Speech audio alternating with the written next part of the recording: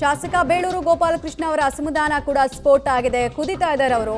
ರಾಜೀನಾಮೆಗೆ ನಿರ್ಧರಿಸಿದ್ದಾರೆ ಬೇಳೂರು ಗೋಪಾಲಕೃಷ್ಣ ಅನ್ನೋದು ಗೊತ್ತಾಗ್ತಾ ಇದೆ. ಮನಸ್ಸಿಗೆ ತುಂಬಾ ನೋವಾಗಿದೆ ಅಂತ ತಮ್ಮ ಡಿಸಪಾಯಿಂಟ್ಮೆಂಟ್ ಅನ್ನ ಕೂಡ ವ್ಯಕ್ತಪಡಿಸಿದ್ದಾರೆ ಶಾಸಕರು. ದೊಡ್ಡವರಿಗೆ ಸ್ಥಾನ ಕೊಡೋದಾದ್ರೆ ರಾಜಕಾರಣ ಮಾಡೋದು ತುಂಬಾ ಕಷ್ಟ. ಯಾವಾಗಲೂ ಅವಕಾಶ ಸಿಕ್ಕವರೇ ಪಡ್ಕೊಳ್ತಾ ಇದ್ರೆ ಇನ್ನು ಬೇರೆಯವ್ರಿಗೆ ಅವಕಾಶದ ಬಾಗಿಲು ಎಲ್ಲಿ ಓಪನ್ ಆಗುತ್ತೆ, ಹೇಗೆ ಅವಕಾಶ ಅನ್ನೋದು ಹೇಗೆ ಬರುತ್ತೆ ಅನ್ನೋದು ಗೋಪಾಲಕೃಷ್ಣ ಅವರ ಪ್ರಶ್ನೆ. ಬೇಳೂರು ಗೋಪಾಲಕೃಷ್ಣ ಅವರು ನಮ್ಮ ಜೊತೆ ಇದ್ದಾರೆ, ಮಾತಾಡ್ತಾರೆ. ಸರ್, ಏನು ತೀರ್ಮಾನ ಮಾಡಿದ್ದೀರಾ? ಏನು ನಡೆ ನಿಮ್ಮ ಮುಂದಿನ ನಡೆ ಅಂತ? ನಡೆ ಏನಿಲ್ಲ, ಭಾಳ ನೋವಾಗಿದೆ, ಬೇಸರ ಆಗಿದೆ. ರಾಜಕೀಯದಲ್ಲಿ ಬಹುಶಃ ಈ ಥರ ಅನ್ಯಾಯ ಆಗೋದು ಭಾಳ ಬೇಸರ, ಗೊತ್ತಾಗುತ್ತಲ್ಲ ನಿಮಗೆ. ಕ್ಷೇತ್ರದ ಜನ ಅಂತೂ ದಿನ ಬೆಳಗ್ಗೆ ಎದ್ದರೆ ಹತ್ಕೊಂಡು ಫೋನ್ ಮಾಡ್ತಾ ಇದ್ದಾರೆ. ಆದರೂ ಏನು ಮಾಡೋದು, ಬಹುಶಃ ರಾಜ್ಯ ಸರ್ಕಾರದಲ್ಲಿ ಇವತ್ತು ನಮ್ಮ ರಾಜ್ಯದ ಮುಖ್ಯಮಂತ್ರಿಗಳು ಏನು ಇವತ್ತು ಅಧಿಕಾರವನ್ನು ಮಾಡಿದ್ದಾರೆ. ಪಾಪ ಅವರು ಭಾರಿ ಪ್ರಯತ್ನ ಪಟ್ಟರು, ಆಗಲಿಲ್ಲ.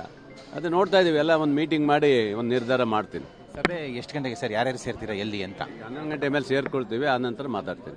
ಸರ್, ಏನು ತೀರ್ಮಾನ ಎಲ್ರದ್ದು? ಏನು ಅವ್ರದ್ದೆಲ್ಲ ಏನು ತೀರ್ಮಾನ ಅದೇ ನಮ್ಮದು. ಓಕೆ, ಅದು ಮಾಡ್ತೀವಿ. ಕೆಲವರು ಕಣ್ಣೀರು ಕೂಡ ಹಾಕಿದ್ರು, ಒಂದಿಬ್ರು ರಾಜೀನಾಮೆ ಕೂಡ ಕೊಟ್ಟರು.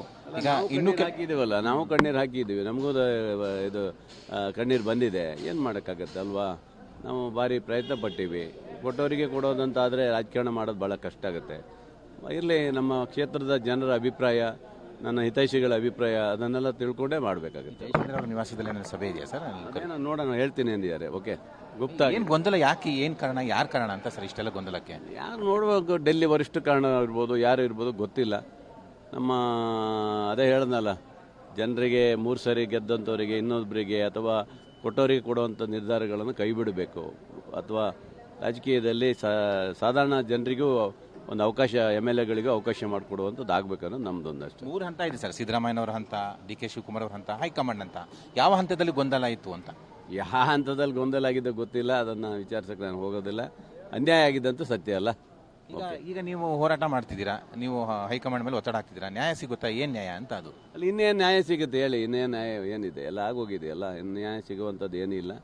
ನಮ್ಮ ನಿರ್ಧಾರಗಳು ಏನಿದೆ ಅದು ನೋಡ್ಕೊಳ್ತೀವಿ. ಓಕೆ, ನಿಗಮ ಮಂಡಳಿ ಆ ವಿಚಾರದಲ್ಲಿ ಏನಾದರೂ ಚರ್ಚೆ ನಡೆಸ್ತೀರಾ? ಇಲ್ಲ, ಸಾರಿ. ಮುಖ್ಯಮಂತ್ರಿಗಳ ಖುದ್ದಾಗಿ ನಿಮ್ಮನ್ನ ಕರೆಗಿರೆ ಮಾಡ್ತಾ ಇದ್ದೀರಾ?